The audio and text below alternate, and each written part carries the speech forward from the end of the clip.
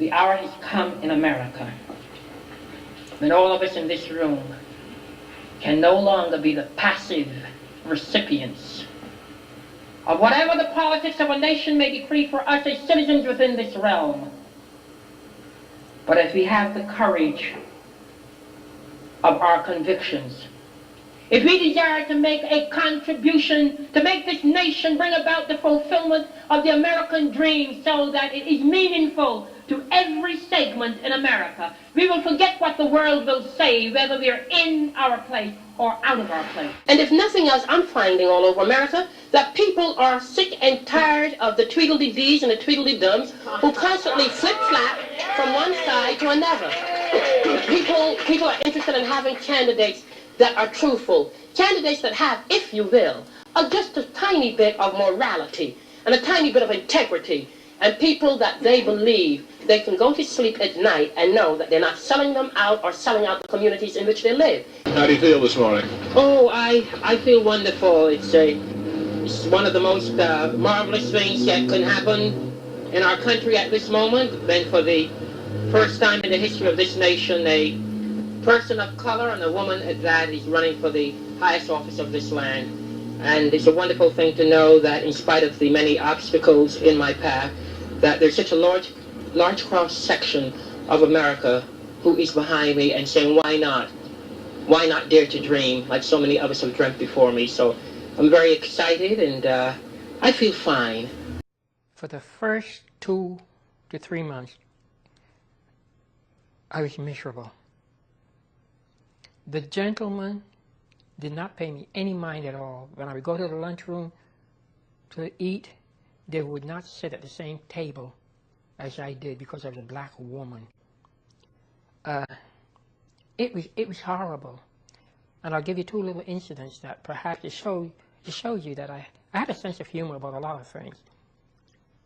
There was a little dining room beneath the house, the floor of the house.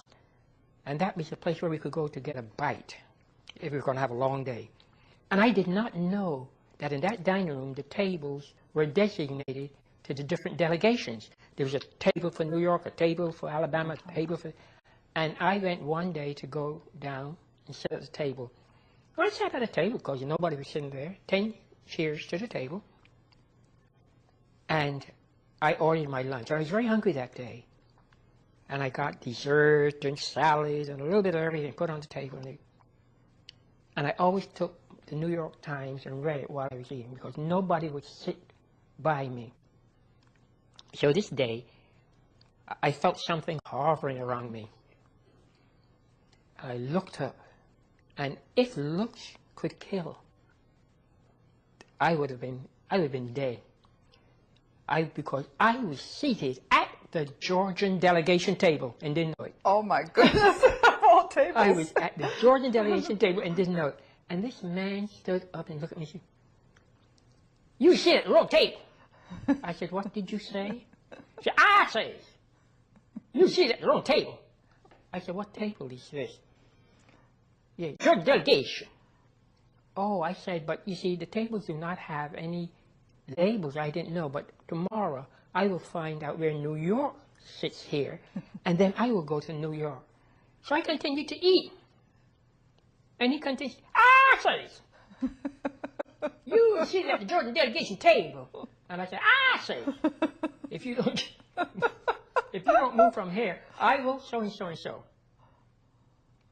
But then I began to feel sorry for him because he was hungry. And I decided to use a different psychological approach. And I said, "You're hungry, aren't you?" And it's the first time he gave me a smile because I was nice to him. I said, "You're hungry." He said, "Sure, I'm hungry."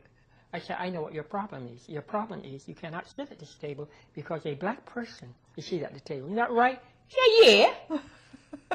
I said, "I am going to help you. You see that table over there? There's a table diagonally across from the table I was sitting, and there's nobody at it." I said, "Look, you go over and you sit at that table, you order your lunch. And if anybody bothers you, you tell them, see Shirley Chisholm."